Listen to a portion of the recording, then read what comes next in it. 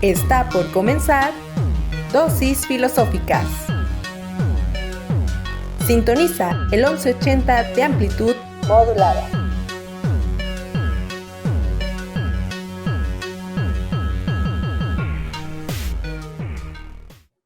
Hola, muy buenas tardes. Espero que se la estén pasando muy bien, se encuentren en un rato agradable y venimos de nuevo con otro programa, su programa favorito, Dosis Filosóficas. El tema de hoy está muy interesante y es el problema de Gasparín, el fantasmita amistoso, mente-cuerpo y causación mental. Mi nombre es Jessica Picos, de nuevo es un gusto estar con ustedes y adelante con mis compañeros. Muy buenas tardes, tengan todas, todos ustedes. Aquí Arely López, una vez más compartiendo con ustedes. Harto gusto de que nos permitan compartir a la hora que sea, donde quiera que esté, ¿no? Y bueno, el título está un poquito largo, no solemos tener títulos tan largos, pero a los invitados lo que pidan. Y en esta ocasión tenemos dos invitados, un invitado y una invitada. El invitado que propuso el tema, porque yo estoy segura que la invitada no hubiera propuesto un tema tan largo, ¿no? Pero ahorita nos va a decir de qué va. El invitado es Carlos Federico. Él es filósofo también, egresado de allá de la UAM. Está acompañándonos en esta ocasión a propósito de este tema. Ustedes saben bien que nosotras solemos invitar a una serie de personas a lo largo de todo el semestre y regularmente tenemos la cortesía de preguntar de qué quieren platicar con nosotros, ¿no? Y entonces ahora resulta que Carlos quiere hablar con nosotros de Gasparín. Y antes de dar la presentación de nuestra queridísima invitada, permitiremos que Carlos nos salude. Hola Carlos, buenas tardes. Hola, buenas tardes a todos. Les agradezco mucho la invitación al programa. Siempre es un gusto estar aquí. Es la segunda vez que me invitan. Precisamente la vez anterior también hablamos un poco de filosofía de la mente. Entonces, espero que esta vez podamos profundizar un poco más sobre algunos temas. Muchísimas gracias, Carlos. Y también el día de hoy tenemos por acá una invitada que de repente no la veo como tan en cuadro, pero se va a estar entre que se asoma y que, perfecto, ahí está. Tenemos también con nosotros a Daniela Rodríguez, 2x1 de manteles largos en dosis filosóficas. Ella es psicóloga, es feminista y es especialista en psicología infantil y del desarrollo. Salúdanos, Dani, muy buenas noches, tardes o días. Muy buenas noches a todos ustedes. Es un placer estar aquí. De sorpresa, yo lo sabía, pero heme aquí. Entonces, pues, un placer estar con ustedes. A ver qué participo. Ya saben que a mí no me para la boca. Así que, pues, esto fluirá seguramente. Muchísimas gracias. Delicioso el 2x1, porque además, bueno, sabemos que la filosofía y la psicología son una excelente mancuerna y creo que en este caso no es la excepción. Muchísimas gracias por acompañarnos. A ver, Carlos, échanos la letanía encima. ¿Cómo es que dice ese tema? ¿Por qué? ¿Por qué nos tenemos que acordar de Gasparín aquí? Bueno, pues lo que pasa es que Gasparín, como saben, el fantasmita amistoso, tiene unas formas muy curiosas de interactuar, ¿no? Porque Gasparín, pues es capaz de mover cosas, de tomar objetos, es capaz de incluso, en algún episodio, en algún momento, incluso detiene que las paredes de una casa se caigan, ¿no? Entonces, pues uno empieza a preguntarse, oye, Gasparín, tú que no eres material, ¿cómo es posible que eres capaz de interactuar de esa forma con el mundo material, ¿no? Entonces, ojalá pudiéramos preguntarle a Gasparín, pues, qué clase de mecanismos causales están interactuando ahí que le permiten esa clase de, pues, de interacción con el mundo, ¿no? Y la cuestión es que en filosofía de la mente, que es una rama de la filosofía que se dedica a estudiar, entre otras cosas, pues, ¿qué es la mente, no? ¿De qué manera existe la mente o si es que no existe? Y si es solo una ilusión, que ahorita vamos a ver un poco sobre eso. El tema con la mente es que hay quienes dicen que la mente es el cerebro, ¿no? Sin embargo, para algunas personas tiene sentido que decir que el cerebro pues, pesa 1 kilo, ¿no? Cuando el niño está en desarrollo. Sin embargo, no tiene sentido decir que un pensamiento pesa 3 gramos, ¿no? Entonces, si la mente o si un pensamiento no tiene peso, pues hay algunos que empiezan a dudar que la mente sea precisamente una entidad física o material, ¿no? Es decir, algo que esté ubicado en el espacio y el tiempo. Y entonces se empieza a preguntar uno, bueno, entonces, ¿qué es eso de la mente, ¿no? Entonces, ese es el problema de Gasparín, el fantasmita amistoso, si lo planteamos como un dualista, ¿no? Que cree que la mente no es algo material. Sí, y es que pareciera que en el lenguaje coloquial identificamos a la mente con el pensamiento, ¿no? Es que incluso con el conjunto de creencias, cuando nosotros decimos, es que así es su mentalidad, ¿no? Estamos remitiendo a que así es el sistema de creencias que rige el comportamiento de X persona. O es de mente abierta, ¿no? Quiere decir que tiene es receptivo hacia los pensamientos que no les suelen ser propios.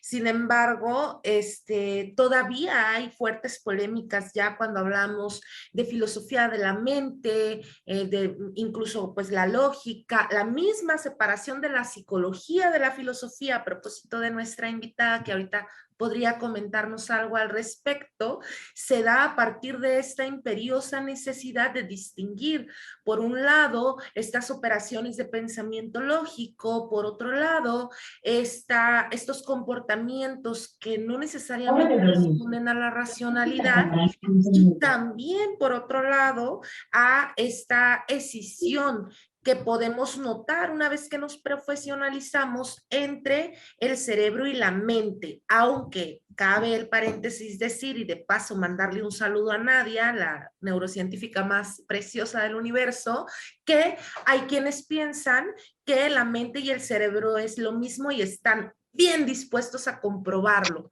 Pero en lo que ellos pueden comprobarlo, Dani nos puede platicar un poco acerca de qué tan pertinentes son estas distinciones entre filosofía, psicología, filosofía de la mente. Miren, con temor a equivocarme, ¿verdad? Porque no estudié, pero bueno, con temor a equivocarme, si digo una tontería, me corriges. Para algo estás aquí. Muy bien. Entonces, según entiendo, tenemos como 2 grandes opciones. A ver si las entiendo bien. Si no las entiendo mejor. Según entiendo, las 2 grandes opciones son, o es algo, o la mente es algo material, ¿no? Que es lo que algunas personas dicen como el cerebro, ¿no? Que llegan los neurocientíficos luego a decir, ay, claro, es que ya descubrimos, porque ya vimos que el neurotransmisor fulanito de tal y la patita del gen fulanita de tal cruzó un impulso eléctrico, ya descubrimos, ya resolvimos como todo el meollo del asunto del cerebro y de la depresión y de los trastornos mentales, y entonces pues, ya no necesitamos a los psicólogos y para qué si ya tenemos pastillas, como todo este club, ¿no? Y la otra parte es, ¿la mente es la consecuencia de eso? ¿O es algo más? ¿O es...? Ahí ya nos perdimos. Sí, hay muchas posturas respecto de qué es la mente y de qué manera interactúa con el cerebro, ¿no? Actualmente, pues gracias a las neurociencias se ha popularizado mucho la idea de que en efecto la mente es, si no el cerebro, por lo menos sí un fenómeno físico, ¿no? Es decir, los procesos mentales se corresponden con procesos físicos, ¿no? Entonces, cuando estoy pensando antes de hablar en este momento, por ejemplo, a todos esos eventos mentales que están ocurriendo, pues se corresponden con procesos físicos, ¿no? O con estados físicos. Entonces la idea es que cada vez que yo pienso algo está sucediendo en el cerebro al mismo tiempo, ¿no? Y no solo está sucediendo al mismo tiempo, sino que hay una relación entre ambos, ¿no? Y para las posturas fisicalistas, que son los que dicen que lo único que existe es aquello que tiene coordenadas espaciotemporales, ¿no? Los procesos mentales son o bien consecuencia de estados físicos o son lo mismo, ¿no?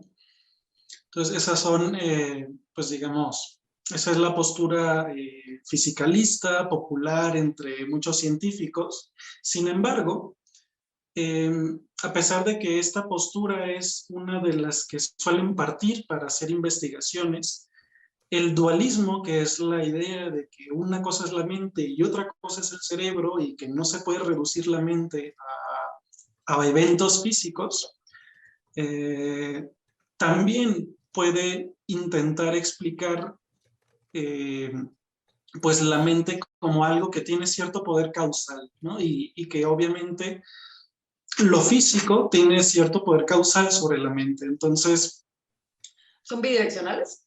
O sea, se afectan el uno al otro. Exactamente, se afectan el uno al otro y por tanto, incluso desde una postura dualista, pues aún se puede sostener las investigaciones neurocientíficas, ¿no? Entonces, no porque hayamos avanzado mucho en la ciencia ya podemos asumir de manera inmediata u obvia que la mente es algo físico, ¿no? Todavía falta mucho en ese terreno, todavía hay mucha discusión en ese campo.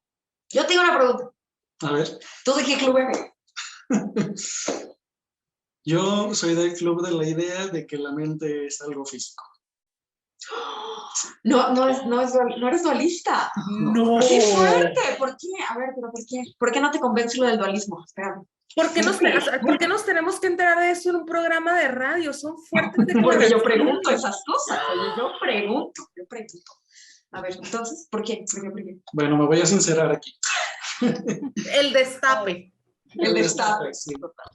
Pues mira, hay una corriente dentro del fisicalismo que se llama funcionalismo. Okay. El funcionalismo lo que sostiene es que la mente es el funcionamiento de un sistema nervioso centralizado. Entonces, no es que la mente sea el cerebro, sino que la mente es el funcionamiento de un sistema nervioso, ¿no?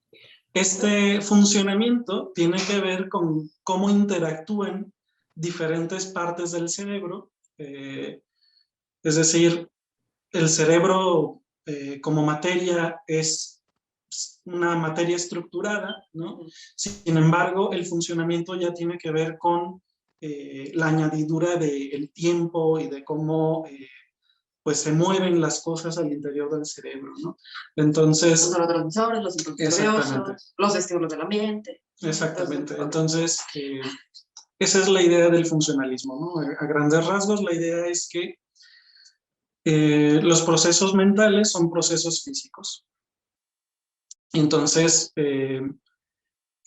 pues, el funcionalismo es una de las posturas más comunes, por lo menos entre los filósofos de habla inglesa. Se ha popularizado mucho porque pues es una postura muy interesante, ¿no? Tiene la virtud pues de poder explicar la mente en términos funcionales y a los neurocientíficos les parece muy atractiva esa idea, ¿no? Y sobre todo a los programadores les parece muy atractiva esa idea, porque si la mente se puede reducir a funciones, entonces si nosotros somos capaces de replicar esas funciones, podríamos replicar estados mentales, ¿no? Podríamos generar conciencias. Porque Isaac Asimov aquí, todos los fans de Isaac Asimov aquí así de... Exacto. Entonces, Esto tiene consecuencias éticas importantes, ¿no es así? Porque si somos entonces capaces de, en principio por lo menos, ¿no? Aunque nos falte mucho tiempo para eso, pero por lo menos en principio, si somos capaces de replicar funciones que generen estados mentales, pues entonces surgen nuevos compromisos éticos con esos seres que podamos crear, ¿no? Si una computadora fuera capaz de emular la función asociada al dolor, pues entonces ahí habría que considerar... Pues, que sería un poco cruel, ¿verdad? Permitir que eso ocurra. Así es. yo quiero volver un poquito a esto que nos dices de cómo entonces, si estos dos fenómenos están así como fuertemente relacionados entre sí, ¿no crees entonces que la teoría, bueno, de todas las teorías que hay, es que mencionaste la dualista, las monistas, también la la judeocristiana, ¿no? Que luego saca mente, cuerpo, alma, que ahorita no nos vamos a meter en eso, pero estamos hablando de mente, cuerpo, ajá. Cómo los estados físicos causan estos estados mentales, pero a su vez no pueden devolver esta causalidad. O sea, me estás preguntando si la mente es un epifenómeno, ¿no? O sea, que la mente sea... ¿Qué es eso? Un epifenómeno es... Explícanos. Ok, sí. Perdón. Perdón, gracias Daniela, en nombre de todo el público de divulgación, gracias. Lo escribí, Un pero ya no existe la palabra. un epifenómeno es un fenómeno que es consecuencia causal de, pues sí, de algo anterior y que sin embargo es incapaz de causar otra cosa, ¿no? Que, por ejemplo, precisamente el epifenomenalismo es una postura en la filosofía de la mente que sostiene que la mente es un epifenómeno y entonces la mente es meramente como una formalidad, ¿no? Es decir, cuando, por ejemplo, nosotros ponemos la mano sobre una superficie muy caliente y la quitamos, lo que algunos estudios han mostrado es que nosotros quitamos la mano incluso antes de enterarnos de que nos estamos quemando, ¿no? Es un arco reflejo. Es un arco reflejo. Se origina en la columna vertebral y no tenemos que pensarlo. Exactamente. El frontal no tiene nada que ver aquí. Lo bueno de tener un ecólogo. Entonces, en este caso, ¿no? En donde colocamos la mano en una superficie muy caliente y antes de sentir dolor retiramos la mano, el dolor en ese caso es un epifenómeno porque no jugó ningún rol causal en el quitar la mano de la superficie caliente, ¿no? Entonces, hay la postura de que todo estado mental es un epifenómeno, ¿no? Entonces, cuando yo decido levantarme y caminar por un vaso de agua, en realidad la decisión que tomo de manera consciente es posterior a la decisión que se tomó de manera automática en el cerebro de una manera misteriosa, ¿no? Claramente hay pues muchas objeciones a esta postura porque... ¿Ya no hay libre albedrío?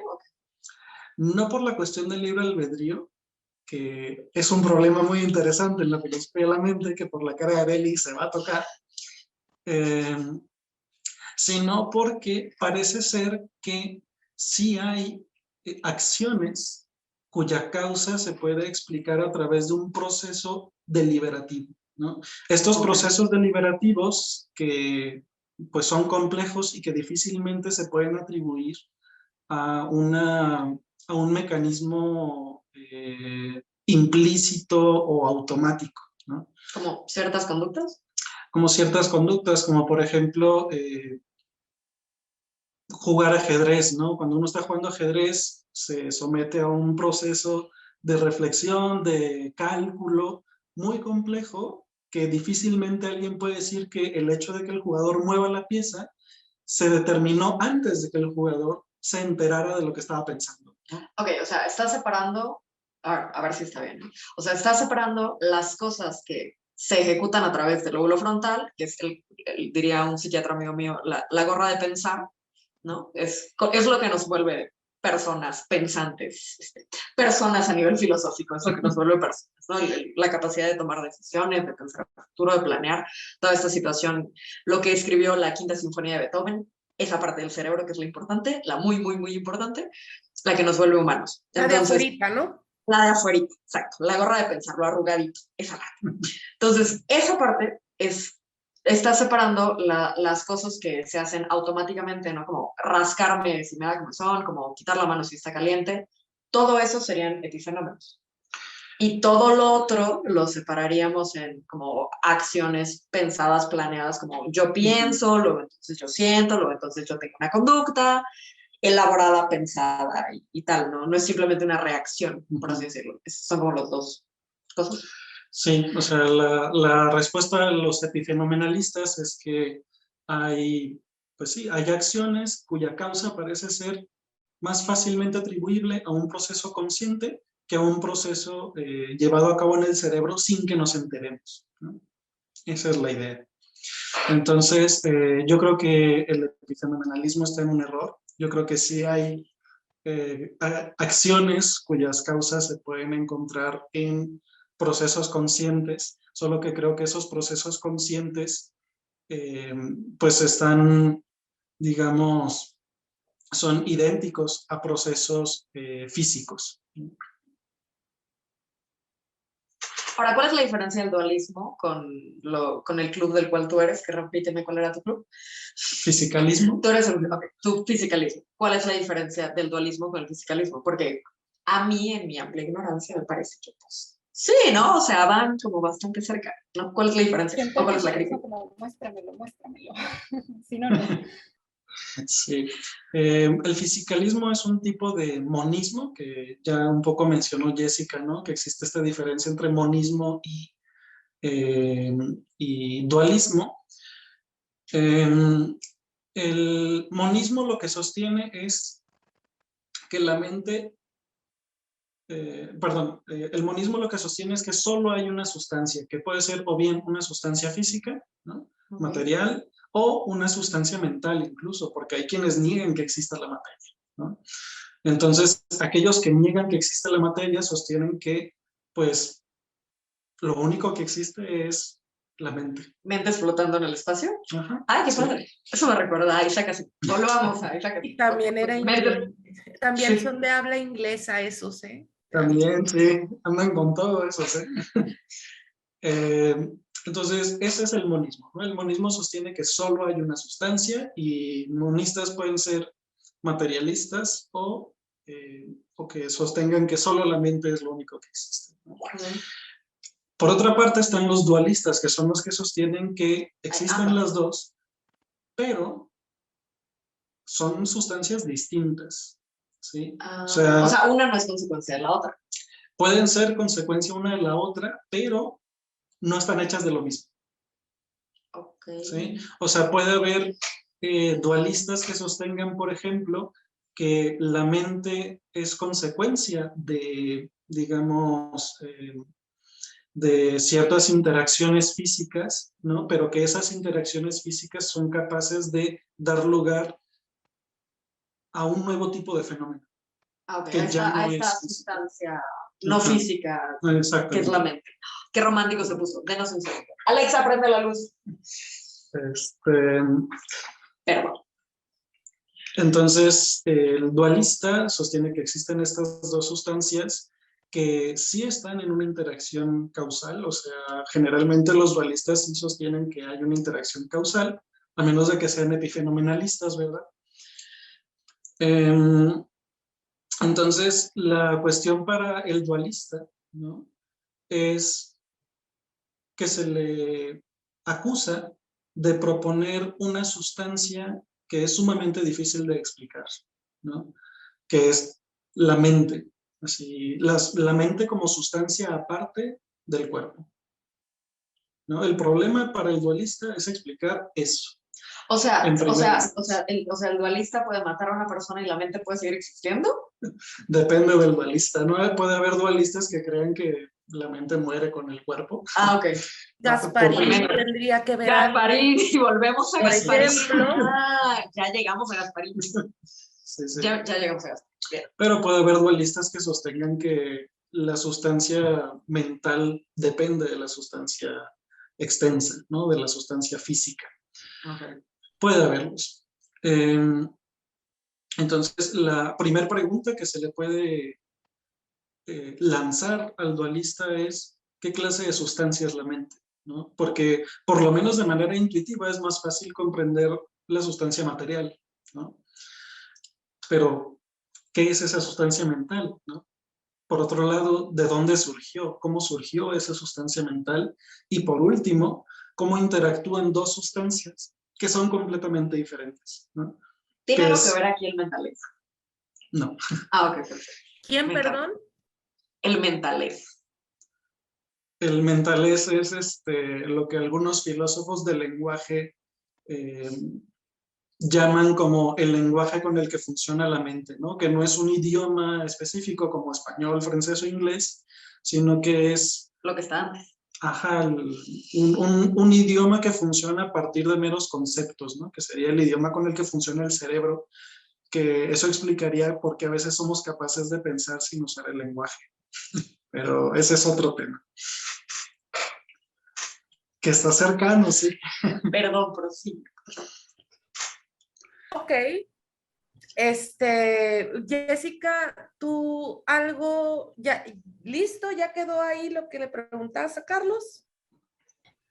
Sí, pero ay, luego salen con más cosas y aquí uno apenas va agarrándole. Sí, y luego, bueno, es de pensar también esto como entonces, mente-cuerpo, ¿qué es más? ¿Somos más mente? ¿Somos más cuerpo? Y es por esa misma causalidad, ¿no? Una consecuencia de la otra, o cuál es la que desencadena a la otra. Y estaba leyendo también un poquito, por ejemplo, ya que entrábamos, bueno, con esto que nos decía Carlos acerca de los epifenómenos, yo estaba pensando, ay, ¿por qué siento que estamos entrando a los ramas del psicoanálisis? Porque me hizo pensar un poquito en esta idea del inconsciente. Entonces, estaba leyendo un poquito de uno de los psicoanalistas, Lacan, cuando hablaba del nudo de Borromeo, ¿no? Que es lo de lo real, lo simbólico y lo imaginario. ¿Qué relación tiene con esto? Quisiera escuchar un poquito qué piensa Carlos, qué piensan ustedes con esta relación, y teniendo entendido que, pues, tenemos a lo real como que es el lenguaje, lo que no se puede expresar con el lenguaje, ¿no? Y corrígeme si estoy mal, pudiera ser esto que nos acabas de decir, ¿no? Que nos acaban de contar de los mentalets. Nuevo concepto desconocía. Luego lo imaginario, que es lo que nos representamos, ¿no? Y ya lo simbólico es lo que se manifiesta. Entonces, como que relación puede tener esto a través de lo que es la mente y cuerpo. Okay, se cortó un poquito al final, pero para no perderme, si quieres, voy a intentar responder algunas preguntas primero. Primero, lo del inconsciente. Generalmente estos filósofos, por lo menos los que he leído, ¿no? Que hablan sobre los mecanismos inconscientes, se refieren generalmente no a una estructura inconsciente freudiana que determina, digamos, o que está en la base, digamos, de lo consciente, ¿no? Sino que más bien se refieren a mecanismos que no necesariamente están conectados a través de una estructura que, que nos impulsan a hacer cosas, ¿no?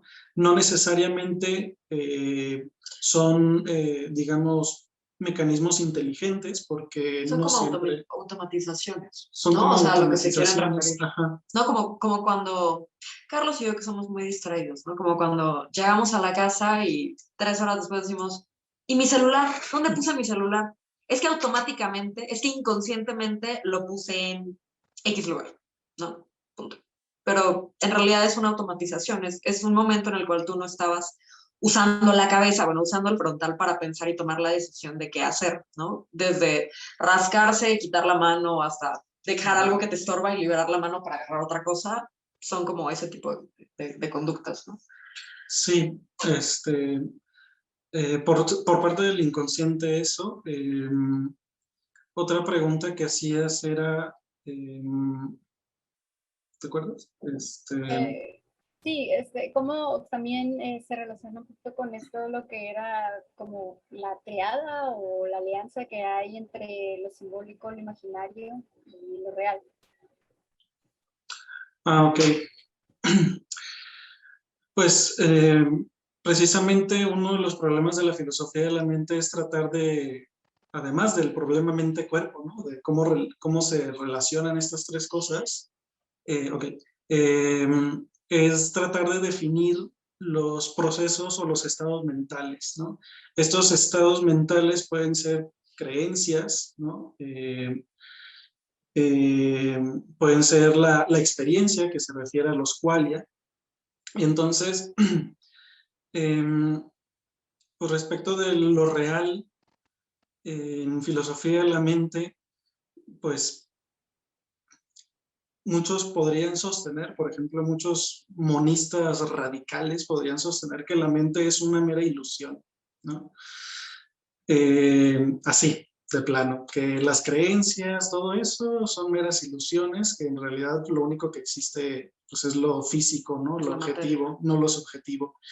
Entonces, pues lo simbólico y todo eso, la pregunta es, ¿dónde queda, no? Y para estas personas es que simplemente todos estos conceptos que hacen referencia a procesos subjetivos, con el paso del tiempo tenderán a desaparecer, ¿no? Y entonces solo nos vamos a quedar con explicaciones a un nivel puramente neurocientífico, ¿no? En vez de hablar de emociones, vamos a hablar de procesos cerebrales. De producción de neurotransmisores. Esa es la postura más radical, la más fuerte. Sin embargo, hay otras que sí admiten la existencia de los qualia o de la experiencia o los procesos subjetivos, y en todos estos procesos es donde podría entrar lo simbólico, ¿no?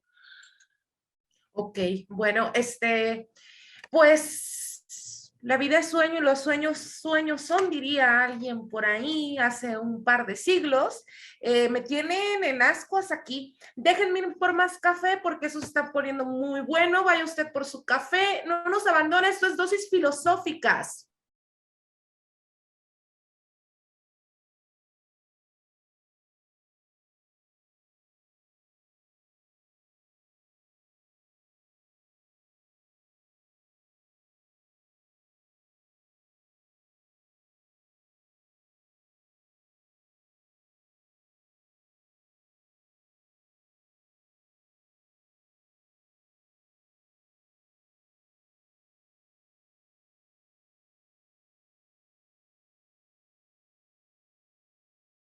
Pues ya le eché café a la taza. Gracias por permanecer con nosotras después de este pequeño corte musical.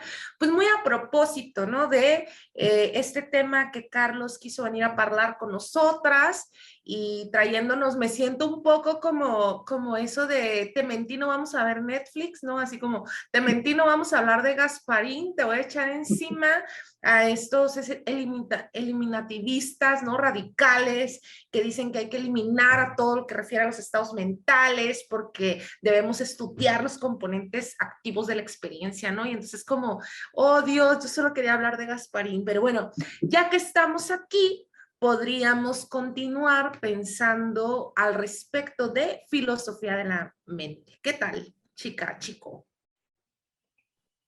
Muy bien, pues miren, les quería plantear un experimento mental que se llama, probablemente algunos ya lo conozcan, que es el barco de Teseo, ¿no?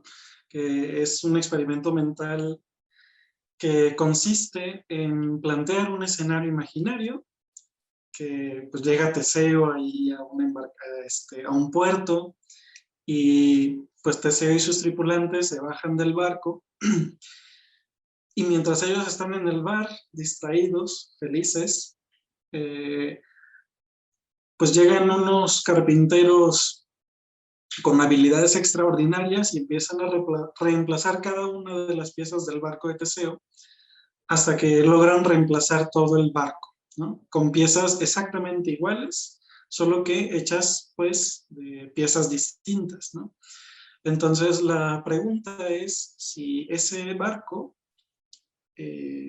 pues sigue siendo el mismo, ¿no? ¿Por qué es relevante esta pregunta para la filosofía de la mente? Pues porque no sé si algún día llegaron a ver Star Trek, ¿no? Que es una serie de ciencia ficción en donde pues ya la tecnología está muy avanzada y hay incluso contacto con otros planetas, pero el caso es que en este universo es que es posible la teletransportación, ¿no? Y se supone que la teletransportación en este universo de Star Trek funciona pues desintegrando las partículas de las personas y juntando partículas en otro lado, ¿no? Que es a donde se quieren teletransportar las personas. Y entonces, pues son partículas diferentes las que constituyeron a la persona en el primer momento de teletransportación y respecto de las partículas a donde llegó la persona, ¿no? Son dos partículas diferentes, son dos cuerpos diferentes. Y entonces, si en el barco de Teseo uno responde que ese barco no es el mismo porque la materia que lo compone ya no es la misma, y llevamos esa consecuencia a la relación entre la mente y el cerebro, resultaría que estos personajes de Star Trek, cada vez que se teletransportan, son otra persona. ¿no? Porque la materia que los compone ya no es la misma. Sin embargo, esa sería la postura de alguien que considera que la mente es el cerebro, ¿no? Porque está identificando, está estableciendo una relación de identidad entre la mente y la materia, ¿no? La mente y el cerebro. Entonces, para estas personas, esos personajes de Star Trek serían cada vez alguien distinto, ¿no? Sin embargo, para un funcionalista, cabe la posibilidad de que sí sean la misma persona, porque a pesar de que las partículas que componen esos cuerpos sean otras, siempre y cuando las funciones sean las mismas, ¿no? Funcionen de la misma manera, interactúen de la misma manera esas partículas, pues entonces esa persona va a seguir siendo la misma, ¿no? Pero hay un problema también, y es que si hay un momento en el que esta persona pues existía continuamente, ¿no? Y de repente esa continuidad se corta y reaparece en otro lado esa misma funcionalidad, la pregunta es si la persona sigue siendo la misma a pesar de que hubo una discontinuidad en su existencia, ¿no? En su mente. Y es una pregunta que nos podemos hacer también respecto de personas que pierden la conciencia y que la recuperan después, ¿no? ¿Esas personas siguen siendo la misma o ya son otra? ¿Cómo se resuelven esa clase de problemas? Arely, ¿querías comentar algo? Sí, es que justo en el momento en el que estabas, mientras tú hablas de Star Trek y eso, pues yo no he visto Star Trek, ¿no? Recuerdo que de chica yo creo que lo más que me tocó ver, aparte que acuérdense que las televisiones eran de piedra, ¿no? Los pterodáctilos cruzaban los cielos, pero pues eran estas caricaturas donde jugaban a que se teletransportaban, pero aparecían con una cola de dinosaurio, aparecían así como con otros elementos, ¿no? En las caricaturas, pues para agarrar gracia, justo remitiendo esa teoría de la teletransportación que comentas que aparece en Star Trek, ¿no? Pero aparte de pensar en eso, pensaba yo en estas situaciones donde el tiempo juega un papel fundamental, ¿no? Por ejemplo, en el cuerpo, ¿no? Y entonces cuando sabemos que la totalidad de nuestras células fueron renovadas por células nuevas, ¿no? Que hay cada 10, 12, 7, no me acuerdo exactamente ahorita la cantidad, pero no eran menos de 7 años, creo que eran entre 9 y 12 años, les debo el dato, lo pongo por ahí luego en el comentario de la grabación, pues sería como este barco de Teseo, ¿no? Este territorio, ¿qué demonios es lo que estás encarnando, ¿no? Y si partes además de esta postura no dualista, que se declara a una misma cuerpo, ¿no? Que dice, es que yo no habito mi cuerpo, el cuerpo no es mi canal, yo soy cuerpo, ¿no? O sea, mi ser está encarnado en un cuerpo, ¿no? Y que se manifiesta de múltiples formas. Y entonces ahí entra en crisis la identidad, ¿no? Temas como la identidad, temas como el transcurrir del tiempo, que ya platicabas hace ratito y que es un tema de mi especial inquietud, de qué manera un funcionalista, por ejemplo, toma este factor del tiempo y lo introduce al sistema, porque en la filosofía siempre ha habido una relación bastante diversa, ¿no? Que ha cambiado a través de la historia entre la identidad y la diferencia con relación al tiempo, ¿no? La experiencia y la vivencia en relación con el tiempo y la lógica también, porque la lógica clásica no puede tomar en cuenta el tiempo. O sea, cuando tú introduces el factor tiempo, se te desbarata la lógica clásica y entonces necesitas recurrir a lógicas alternativas. Entonces, es una inquietud que me surge en el momento de escucharte y que incluso con el ejemplo mismo del barco de Teseo y con el ejemplo también del cómo nosotros nos podemos remitir a somos los mismos o somos diferentes, porque además también en la cotidianeidad, en el mundo de la vida, en el mundo de la creencia, siempre hacemos este tipo de aseveraciones radicales sin reflexionarlas a profundidad, ¿no? Es que yo ya soy otro, es que tú siempre eres el mismo, la misma, ¿no? ¿Qué tanto yo dejo de ser yo y me transformo en alguien más? O sea, sabemos que ese pleito es bastante viejo, también en filosofía, ¿no? No solamente en nuestro acontecer del mundo de la vida o del mundo de la creencia. Claro. Pues mira, en el caso del funcionalismo, el tiempo juega un rol de suma importancia porque dado que para el funcionalista la mente es el funcionamiento de un sistema nervioso centralizado, si nosotros quitamos el tiempo, con lo que nos quedaríamos es, pues, con el cerebro ahí congelado, ¿no? Digamos, por decirlo de alguna manera, y las Con cosas... Sordon. Exacto, ¿no? Sin moverse. Y entonces ya no habría función, ¿no? Porque para que la función exista, pues tienen que suscitarse cambios en la materia, ¿no? Con lo que nos quedaríamos entonces sería con una pura estructura, ¿no? Una materia estructurada de cierta forma que a la que le falta, pues ser susceptible al cambio, ¿no? Entonces, es algo hasta cierto punto análogo a la idea de cómo funciona la conciencia, ¿no? Que la conciencia, pues para Descartes es aquello que capta, o sea, el yo es aquello que va, digamos, captando diferentes experiencias, ¿no? Y el yo, sí, el yo es pues justamente lo que le da unidad a las diferentes experiencias que vamos presenciando, ¿no? Pero dejemos a Descartes porque Descartes es un dualista, ¿no? Lo relevante de esto es que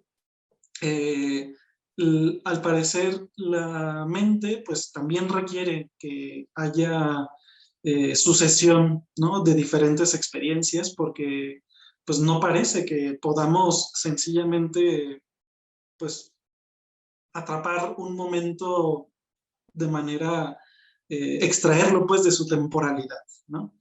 Entonces, para el funcionalista el tiempo, entonces, no es meramente algo que esté en la mente, no es una condición solamente de, no es una mera condición de la experiencia, sino que además el tiempo es lo que permite, en términos ontológicos, pues, que la mente pueda surgir, ¿no? Es decir, si no hubiera tiempo, no habría mente porque no habría interacciones, no habría funciones llevándose a cabo, no habría movimiento en el cerebro. Necesitamos que haya movimiento en el cerebro, necesitamos que haya interacciones en el cerebro para que pueda surgir la mente. Pues sí, entonces el tiempo pues juega un rol sumamente importante para el funcionalismo. Y respecto a esto que dices de que cuando alguien le reclama a otra persona es que ya eres otro, ¿no? O siempre eres el mismo, volvemos al tema de la continuidad, ¿no? Y es que uno de los criterios que suele usarse para determinar si una persona sigue siendo la misma, no es únicamente pues que siga teniendo una manera de pensar similar a la anterior y todo esto, sino que además pues hay quienes añaden el requisito de la continuidad, ¿no? Es decir, que si esta persona en algún momento dejó de tener experiencia, dejó de tener conciencia y tiempo después la recupera, pues entonces si esta persona que recuperó la conciencia tiene ideas diferentes o perdió memoria, etcétera, pues entonces ya es otra persona, ¿no? Sin embargo, en una persona en la que ha habido continuidad, es decir, en la que no se ha perdido la conciencia, a pesar de que haya pérdida de memoria, como en las personas con Alzheimer, se sigue considerando que son las mismas, ¿no? Entonces la continuidad parece ser un criterio sumamente relevante al momento de considerar la identidad individual, ¿no? La identidad personal. Y pues la continuidad está sumamente ligada al paso del tiempo también.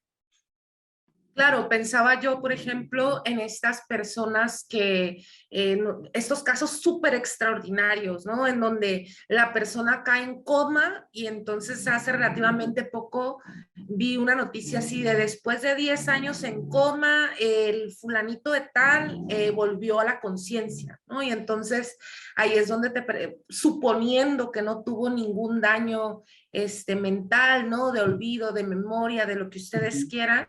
O sea, esa persona sigue siendo la misma, o sea, qué caracteres físicos, de pensamiento y además, y aquí es donde estoy extrañando un poquito a Dani, de comportamiento podrían, hacer legítimo el hecho de que esa persona siga siendo la misma, ¿no? Independientemente de que nuestro marco político jurídico internacional pudiera decir, ¿no? Que independientemente esta persona tiene derecho a la identidad, pues, y entonces, si no es esa, ¿cuál será? A menos que él decida o ella decida de manera consciente generarse otra identidad, ¿no? Y no me voy a meter en el tema que peligrosamente podría meterme porque no estamos en eso, estamos en filosofía de la mente con Gasparín, con Star Trek y todas esas cuestiones bastante pintorescas de la cultura pop. Así es. Entonces, si se dan cuenta, ya es la segunda vez que la discusión sobre cuestiones de filosofía de la mente nos llevan a problemas éticos, ¿no? Fácilmente nos llevan a cuestiones incluso del estatus legal de las personas, ¿no? Estos problemas filosóficos que a veces pueden parecer muy abstractos, en realidad pues están siempre ahí a la orden del día, ¿no? En la base pues de la manera en cómo interactuamos incluso con otras personas, ¿no? Y ahora para no parecer que nos invitaste a ver Netflix. que los invité a ver Netflix, no, que no soy dogmático respecto del funcionalismo, pues podemos ver un experimento mental que es una crítica al funcionalismo, ¿no? Esta crítica al funcionalismo se llama la máquina china. Y esta máquina china, pues es un experimento mental que ideó hay un filósofo que se apellida Chalmers y que es una máquina en la que pues se dedica a traducir textos, ¿no? Y adentro de esa máquina, en realidad, pues, la máquina es una caja en donde hay una persona con 2 diccionarios, ¿no? Que son diccionarios muy especiales, porque cuando una persona quiere traducir algo del español al chino, va a la máquina esta, introduce el mensaje y la persona que está dentro, que no sabe ni español ni chino, toma el mensaje, ve los símbolos que están ahí, busca las correlaciones entre esos símbolos del español con la traducción al chino, traduce el mensaje y saca pues el mensaje traducido, ¿no? De manera incluso correcta. Sin embargo, la característica de esta caja china es que pues, la persona que está ahí adentro no comprende español ni chino, ni necesita hacerlo, ¿no? Lo único que necesita es seguir una serie de pasos para hacer las traducciones, ¿no? Entonces, la cuestión aquí es que lo que está planteando Chalmers es que bien pueden existir funciones, ¿no? Correlacionadas con estados mentales, pero eso no quiere decir que las funciones sean estados mentales, ¿no? Así como esta persona que está en la caja china no necesita comprender los mensajes que está recibiendo, pues una computadora no necesita tener conciencia para comportarse como una persona, ¿no? Entonces, surge lo que en filosofía se llama como el zombie filosófico, ¿no? Que es justamente un ser que si uno lo agarra, si un neurocientífico agarra este zombie, tiene todas las funciones que tiene pues, una persona que sí tiene conciencia, solo que este zombie no tiene conciencia, ¿no? Entonces, en este zombie se pueden observar, pues, con radiografías, con estudios del cerebro que, pues, en efecto, tiene las mismas reacciones que una persona, ¿no? A nivel cerebral, y sin embargo carece de conciencia, ¿no? Porque a lo que apunta el experimento mental de la caja china es que, pues, el hecho de observar, ¿no? Que en el mundo físico están sucediendo una serie de funciones, una serie de reacciones, eso, el observar eso, no nos permite observar de manera directa que en efecto se esté llevando a cabo las funciones mentales que nosotros asociamos a esas reacciones y a esas funciones, ¿no? De modo que, pues, el estudiar el cerebro no necesariamente, estudiar las funciones del cerebro no necesariamente nos llevan a comprender las funciones mentales, ¿no? Parece que las funciones mentales se deben entender en otros términos. Híjole, y a mí de volada me brinca también el asunto de el despipoingue que se hace respecto a la ética, ¿no? O sea, que comentabas también en un principio, de qué manera tendríamos que referir nuestro comportamiento o de qué manera podríamos comprobar la conciencia o la inconsciencia de alguien que tiene exactamente las mismas reacciones y funciones, ¿no? Y entonces no dejo de pensar en esta película que siempre que veo lloro, que esa película, fíjense que también la he visto más de 4 veces, la de inteligencia artificial, es cierto, la he visto bastantes ocasiones e irremediablemente lloro como niña de 4 años, ¿no? Porque Claro. ahí de fondo está el problema de la ética, ¿no? O sea, cómo tendríamos que comportarnos o qué podríamos esperar de nuestro comportamiento ético entre sujetos que aparentemente tienen exactamente las mismas reacciones, independientemente de, bueno, más bien, dado el caso en que no podemos, pues, comprobar algo así como la conciencia, ¿no? Se nos está acabando el tiempito por ahí. No sé, Jessica, si gustas contribuir, participar, decir que por qué te invitamos a ver Netflix, no sé qué pasa acá. Ay, pues bastante interesante. Aquí anotando, tratando de seguir el paso. Pues sí, como buenos seres humanos llenos de inquietudes, ya lo que nos caracteriza pues es este mismo misterio, ¿no? El no saber, qué es y para qué y el cual, todo lo que constituye esto que tenemos que descubrir. Y pues bueno, me da mucho gusto haber estado con ustedes y también muchísimas gracias al invitado, a los invitados también, Daniela, que me quedé con ganas de hecho también de preguntarle algo, porque ahorita que hablábamos de esto que no es necesariamente pues por un proceso consciente, lo último que nos comentaba Carlos me hizo pensar un poquito en la disciplina del conductismo, de cómo se hace el hábito, ¿no? Por medio de ciertas acciones y que, por ejemplo, no, como con los perros de Pablo, que no es necesario ahí estar, decir que pues en efecto el perro tiene una conciencia, sino más bien las acciones, ¿no? que generan. Y pues nada, es un gusto estar con ustedes.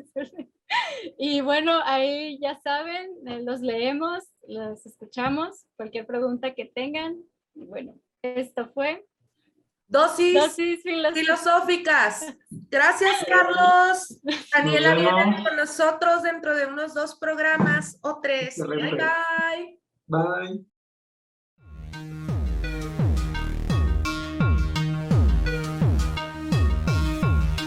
Bye. Hasta la próxima. Esto fue Dosis Filosóficas. Gracias por sintonizar el 1180 de amplitud modulada.